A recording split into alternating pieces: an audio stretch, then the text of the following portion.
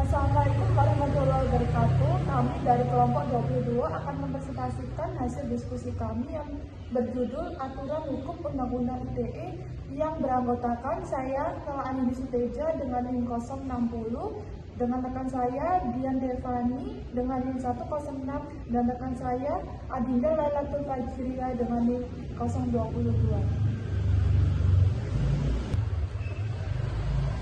Kemudian akan dilanjutkan oleh rekan saya. Jadi di sini saya akan menjelaskan apa yang dimaksud dengan Undang-Undang ITE, yaitu merupakan kepanjangan dari Undang-Undang Informasi dan Transaksi Elektronik. Secara garis besar, Undang-Undang ITE ialah sebagai undang-undang yang mengatur sejumlah kegiatan informasi dan transaksi elektronik di dunia digital. Aturan yang digunakan untuk mengatur bagaimana undang-undang yang berlaku adalah Undang-Undang Nomor 11 Tahun 2008, karena sifat cybercrime adalah kejahatan dunia maya yang borderless, yaitu tanpa batasan ruang dan waktu. Pelaku cybercrime bisa melakukan kejahatannya dari negara lain meskipun korbannya di negara yang berbeda. Hal ini diatur dalam Undang-Undang Nomor 11 Tahun 2008 Pasal 2. Di mana tidak mengenal baik itu orang dalam negeri maupun luar negeri apabila dianggap merugikan negara atau suatu pihak di dalam dunia maya, maka akan dikenakan sanksi. Kemudian dilanjutkan oleh rekan saya.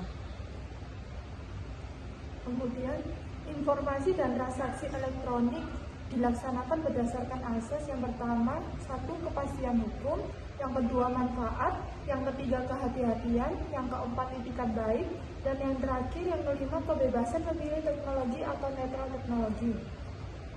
Kemudian, ada informasi dan transaksi elektronik dimanfaatkan dengan tujuan yang pertama, satu, mencerdaskan kehidupan bangsa sebagai bagian dari masyarakat informasi dunia. Yang kedua, mengembangkan perdagangan dan perekonomian nasional dalam rangka meningkatkan kesejahteraan masyarakat.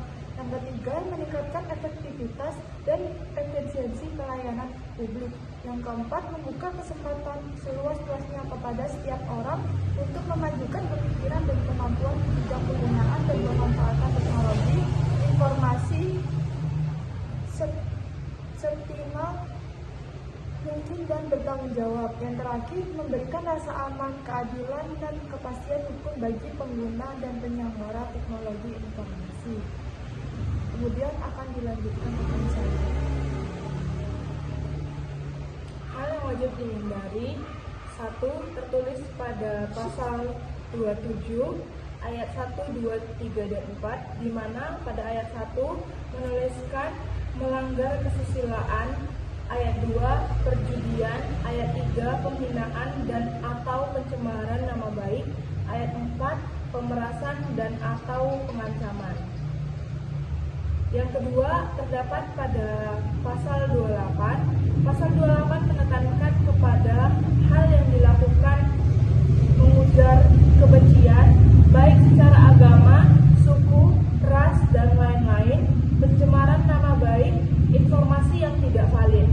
Hal ini dapat dikenakan pidana selama 6 tahun penjara atau denda sebesar 1 miliar rupiah. Yang ketiga, ada pasal 29. Saat ini banyak kekerasan secara fisik, psikis, dan atau kerugian materi yang didapatkan pengguna sosial media. Dalam pasal 29 menegaskan bahwa hal ini dapat dijatuhkan pidana selama 4 tahun atau denda sebanyak 750 juta rupiah. Yang keempat ada pada pasal 30 ayat 1, 2, dan 3. Setiap orang yang sengaja dan tanpa hak atau melawan hukum mengakses komputer dan atau sistem elektronik.